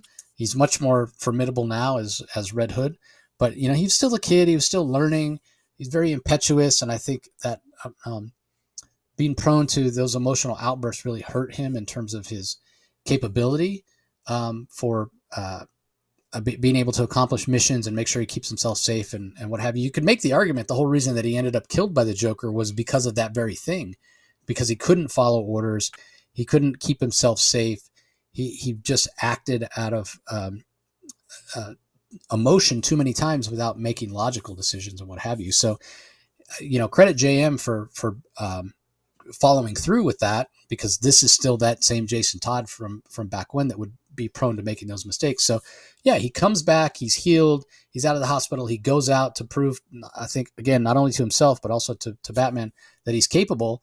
And he gets defeated by the Scarecrow, which is maybe the worst villain to be defeated by in terms of what he's dealing with, right? Because he already has these insecurities that have now been exacerbated by his encounter with the Joker.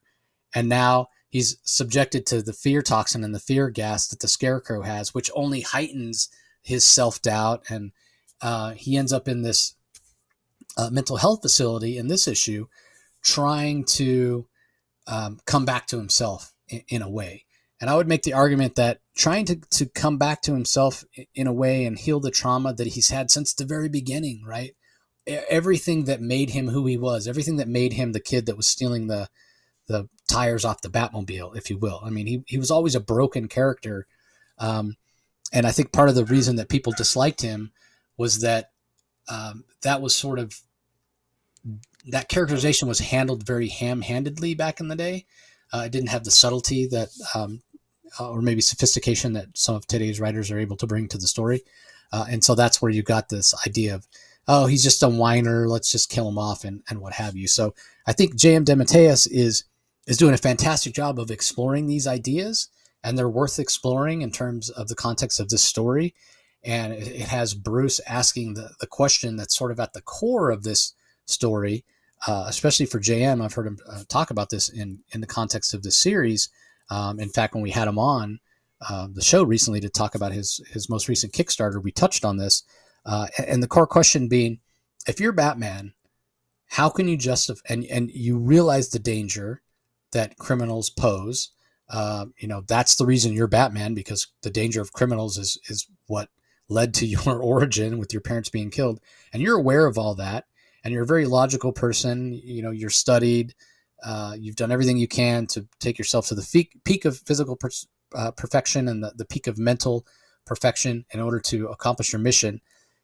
With that mindset, how can you justify bringing a young child into that world and exposing them to the danger, right? And that those fears were borne out with Jason Todd being in the main continuity, being killed by the Joker, in this continuity being as close to killed by the Joker while still surviving.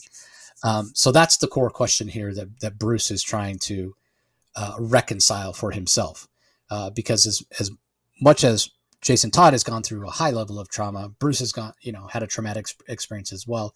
We see that borne out in this issue when he goes and talks to Nightwing, in terms of asking Dick Grayson, hey, if you had to go back and do it again, are you glad that I brought you into this world? Are you not? Like, Bruce is trying to figure it out as well. So it's a very complex story. If you're a fan of J.M. DeMatteis in terms of his propensity to explore kind of the self-identity and duality of man and that sort of thing, this is right in the wheelhouse. I can't think of anybody else better suited to explore this. So it's done really, really well. And even though it's not the best Rick Leonardi art in terms of, tight lines and really great detail and backgrounds and what have you, it's still strong, impactful storytelling from Rick Leonardi. So I say all that as a very technically well done comic to say this. I don't know who this book is for. I don't know who was asking, hey, let's go back and explore what would have happened if Jason Todd hadn't been killed.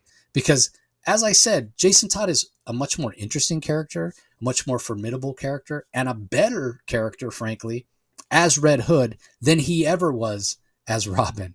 So even though this is a well put together comic, it's fundamentally like a perfect example of a comic that I think is just out there. I don't want to say it's just out there as a money grab, but I just don't know who this was. It feels superfluous. Like, I don't know who this is for. I don't know who was asking for it. I don't know why this needs to be explored. It is an interesting idea, an interesting trauma to be explored, but I rather would have had these ideas explored in a new story instead of going back and dredging up old stories that at the end of the day, it doesn't really matter, right? Like, I guess you could say there's value in the exploration, but at the end of the day, nothing that happens to Bruce, nothing that happens to Jason Todd, nothing that happens to the Joker in the story is going to matter because it's completely out of continuity.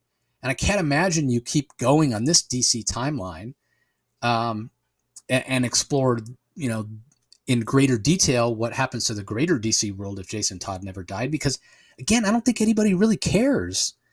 Yeah. We have what we have. I don't care. That's one of the reasons why if I didn't have time to read it, I didn't care.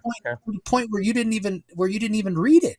That's my point. I just don't know why this comic exists. Like, I sort like, so DC had the original story and the original art done, had the vote gone with Jason Todd living, right? Had the vote gone the other way. And they decided to publish that, and it did really, really well, and that led to the decision to do this. But I don't think I think that other idea to publish it, and never before seen or whatever, you just have it sitting in a drawer. It's a way for them to make money. It's already been paid. The story and art have already been paid for. So I get that. Completely a business decision, whatever. But it was a novelty thing. I just don't think it needed to continue. And again, there might be worth in the story in terms of the exploration of these ideas. But again, at the end of the day, this doesn't matter. It just doesn't. It doesn't matter because it's not going to continue. We're already, you want a new DC world that feels fresh? We have Absolute Universe coming. People are excited for that. Nobody's excited for this. So, all due respect to J.M. DeMatteis, I love J.M. He's a fantastic writer. I'm a huge fan of his. I love having him on the show. He's amazing to talk to. And this is well written, and it's well illustrated, even with the shortcomings of the tightness of the lines and the detail. But I just don't think people are going to care. And you're a perfect example, right? Longtime DC fan, didn't care enough to read it. I mean, that says it all right there. I can't imagine sales on this are going to be very high, which is a bit of a shame. Again, I'd rather would have had J.M. and Rick Leonardi do something new. I'd rather would have them telling a Jason Todd. I think you could tell a Jason Todd story, a Red Hood story, and still explore these same ideas. I really think you could in main continuity. That would have been better than this. So I don't know, maybe the most backhanded review ever. Absolutely excellent technical comic that I just don't think needs to exist. Anyway, let's move on. The last book we're going to talk about in detail is Primer, Clashing Colors. We're up to issue 3 of the series. It's written by Jennifer Murrow and Thomas Krajewski. Art is by Nicoletta Baldari. Letters by Wes Abbott. I'll start off by saying that I don't enjoy this art as much as the original artist that we had on Primer, Gretel Lusky, I think her name is. I just enjoyed that more. Again, it's just a personal preference. The lines here aren't as tight. It's a little more sketchy and what have you. But the colors are still very bright. Primer is still a very fun character. This particular issue, it's a little bit hard to read. And what I mean by that, it's for younger readers, so it's actually a very easy read. But what I mean by it's hard to read, you see the lack of experience, and not just a lack of experience as a hero from Primer, but the lack of life experience from Primer. You see her make choices and make mistakes in her life, and you can, as a reader, as an older person that's had a lot more, that's lived a lot more than Primer has. Maybe too much, but that's a story for another day. You can see the train wreck coming. You can see that things are not going to work out well for Ashley because of the choices that she's making, because of the relationship she's choosing to pursue, and the questions she's not asking that she should be asking. And so it's a little bit difficult, right? It's not so different as a parent when you see your child and you see them making mistakes or about to make a mistake or making a poor choice, and you can give them advice and you can kind of warn them and tell them or what have you. But at the end of the day, you have to make your own mistakes. That's how we learn, right? Like you make a mistake and then I'm not going to make that decision again. Or if I'm put in a similar situation, I'll know better next time. That's just life. That's living. That's learning. And so it's hard because we see Ashley making these choices. And we sort of cringe as readers going, oh, that's not the way to do it. That's not how you should be trying to become a member of the Teen Titans, or that's not how you should be treating your friends, or you should be asking, more questions because, this person is a little too good to be true. There's something to be said for that saying, right? Like if it's too good to be true, it probably is. And that's where Ashley finds herself. So in terms of a story for young readers, this is very well written by Jennifer Murrow and Thomas Krajewski in terms of putting these ideas in the heads of young readers so that it will help them think about it when they're presented with a similar situation. It's very good characterization in terms of where Primer or where Ashley is in her life at this age. It feels very real in terms of the problems that she's presented with, especially ones that are sort of unique to her as an adopted daughter.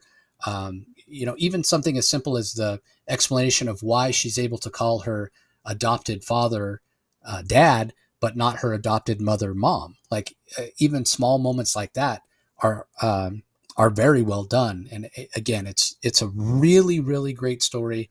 Highly encourage you to get this in the hands. If you have somebody that's young and likes to read, especially if they love comics, if they don't like comics, this can be a gateway book to get them to understand comics and get them interested in reading comics.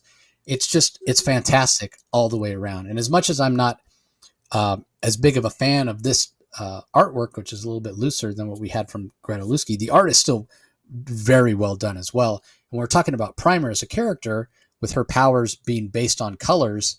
The color work is outstanding throughout. So I continue to be really impressed by what we're getting from this series by all the creatives involved. So really, really well done once again. And at this point, not a surprise. This continues to be a fantastic story. So what are your thoughts on it? Yeah, as a longtime DC reader and as someone who loves the Teen Titans, this is basically Primer's Judas contract. It's a reminiscent of that. Primer is betrayed. The friend that she met from the beginning, this Violet, ends up being the very villain that she's trying to defeat. Her and the Titans are trying to defeat. It's very well done.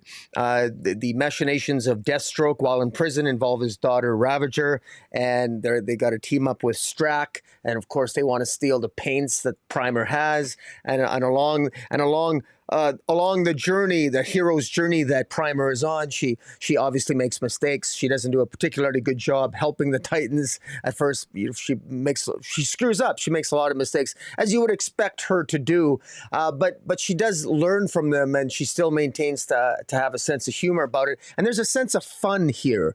One of the things that writers, Jen Moreau and Thomas Krajewski do so well is this is very dangerous what Primer's doing. I mean, this is you're fighting Deathstroke and the daughter of Deathstroke, for God's sakes, and yet somehow they manage to navigate the danger of it and the seriousness of what Primer is doing and interfering with it, while also injecting a sense of fun. And so somehow we still manage to feel the stakes, and yet I'm still taking this story seriously, and it possesses a high amount of verisimilitude that I'm not saying to myself, "Oh, it's written for kids." I'm invested in the story, and I can't emphasize that enough. And I'm going to say again, I want Primer to have a mainstream DC appearance. I think this would be a really good idea to introduce it in the mainstream universe, because the concept is there. I really like. There's at one point in this issue, her mother, or who she hasn't called mother yet, but is reluctant to for reasons that are stated, as you alluded to, actually gets a strand of hair from Ravager and creates paints that can duplicate the powers of Ravager. I kind of like that. It's kind of cool. I like that her parents or her step or foster parents are involved in sort of helping her out. And that she makes her own mistakes, and she has her own friends, and she's got her friend Luke. Of course, Luke is her true best friend, and they have a falling out because of Violet, and then Violet's revealed to have there's the spoiler regarding Violet in terms of what her true machinations are. This has everything, and this is only issue 2. It's long. It's going to make for a fantastic trade. Very well done. Great storytelling. Nicolette Baldari on the art. It's interesting that the art is more of a painted style. I kind of like more of the traditional comic book style, but I have to say that I didn't mind it. It's a little bit less clear with respect to some of the fight scenes and the choreography of the fights, But again, I think it works. And Baldari is a very, very much a very talented artist. So yeah, once again, it's a candidate for pick of the week for me. It's very well done. Yeah, candidate once again. It feels like it's my pick of the week every week that it comes out. But I do wonder. You mentioned it be probably going to make a great trade. I agree with you 100%. What I wonder, so the first Primer story was released as the YA graphic novel, all in one. This one's, and then eventually they released it as single issues. This one they chose to do single. It kind of did it backwards, right? They're doing single issues first, and then eventually it'll be in trade. I just wonder about that. I wonder about that choice. I wonder why they didn't release it as a graphic novel right from the start as well. So kind of interesting. But anyway, in terms of of collections this week. Speaking of YA, we have Wonder Woman: The Young Adventures of Young Diana trade paperback, which is written by Jordi Belair. So this collects a lot of those backups that we had during the Clunrad, Becky Cloonan and Michael W. Conrad Wonder Woman run. They had backups that were Young Diana that were written by Jordi Belair, who's most known for her color work. Well, they're collecting a lot of those in a trade paperback. So if you're so inclined, and we said at the time that if there was a high level of incongruity with the kind of seriousness and maturity of the stories that were in the main stories versus what the Young Diana was. So I am glad that they're doing this because I think you'll get a lot more out of these Young Diana stories if you read them in this trade. There's also a 100 Bullets Brother Lono Deluxe Edition hardcover. Brother Lono being an 8-issue miniseries that tied in with Brian Azzarello and Eduardo Risso's 100 Bullets, which was critically acclaimed. So this is that 8-issue miniseries collected in hardcover if you're so inclined. We also have Batman Superman World's Finest Volume Number 3. This is collecting issues 12 through 17 of the current World's Finest run from Mark Waid with Dan Mora art. We've also got Batman by Paul Dini Omnibus. It's 1,056 pages, and it just collects a ton of Paul Dini Batman work from Batman Black and White, Gotham Knights, Streets of Gotham, Detective Comics, Batman, just a ton of Batman work that Dini has done. So if you're so inclined, you can pick that up. We also have Blue Beetle Volume 1, Scarab War. So this is collecting the Josh Trujillo run, the first 6 issues that recently came to an end. And then there's a new deluxe edition hardcover of Detective Comics 1000. Not sure why that's coming out now. I feel like you can probably go find Detective Comics 1000s pretty easily at this point. They printed so many of them. They're not hard to come by. And then speaking of Detective Comics, we've got Volume 2 of Gotham Nocturne, which is the Ram V run. This is collecting issues 1066 through 1070, as well as the Detective Comics 2022 annual. So I feel like maybe they're a little bit behind in reprinting the Gotham Nocturne or collecting it. And then finally, last trade is Superman Lost, which was the Superman story from Christopher Priest. This collects the entire series 1 through 10. It was definitely something different that I didn't necessarily expect when it comes to that story. It was. I ultimately ended up really enjoying it, but it was definitely unexpected. Which I don't know. When it comes to Christopher Priest, I guess maybe by this point I should come to expect the unexpected with Christopher Priest.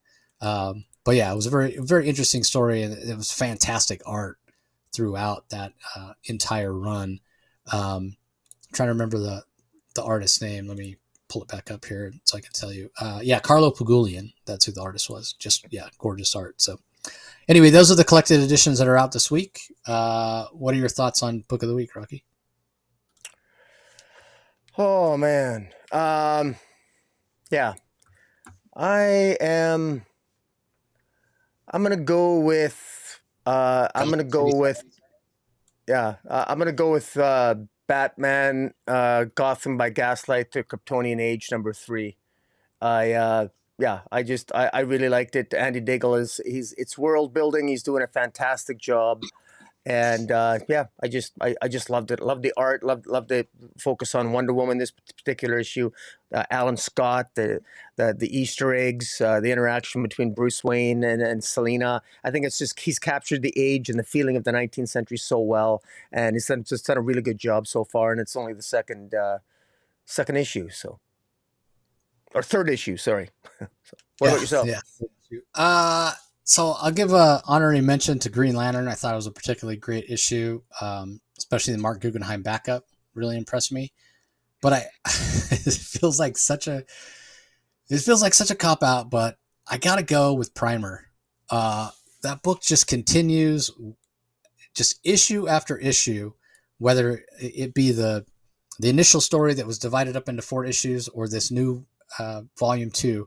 It just continues to impress me with the sophistication of the storytelling that it just feels so accurate in terms of what Primer's going through, what Ashley's going through in terms of her age, in terms of being able to reach new readers. I mean, these are the kind of comics aimed at young readers that we need, that can create comic book fans. And so, yeah, it's just super impressed with Primer. And you're right. I mean, a little bit of a different art style now for this particular issue. And maybe not quite as tight or clean as I personally would like, but still done very, very well. So, yeah, I got to give my book of the week to Primer.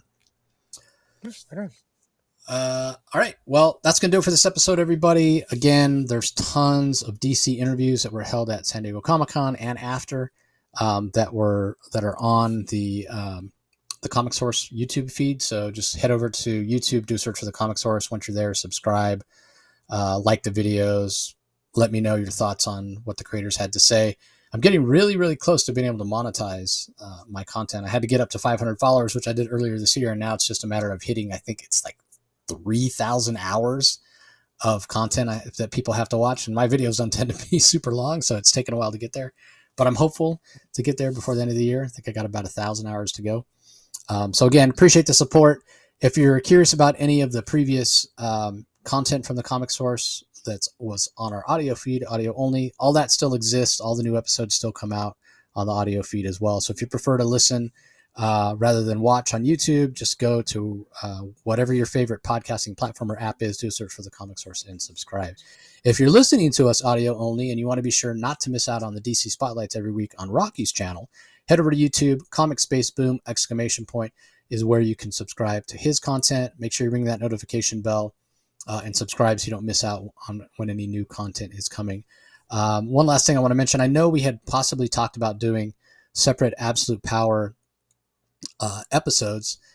Honestly, as big as the event is, and as much as it's touching and leading into other big things, we just haven't felt that it really warrants its own kind of separate episode. So that's why somebody asked me the other day why we weren't doing them separately. So yeah, sorry if you only want the Absolute Power content, you kind of click around to get through the rest of the stuff.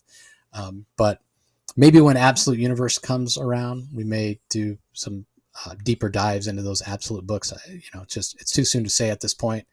But we'll have to cross that bridge when we come to it. But anyway, we appreciate the support as always, everybody. That's going to do it for this episode, and we will talk to you next time.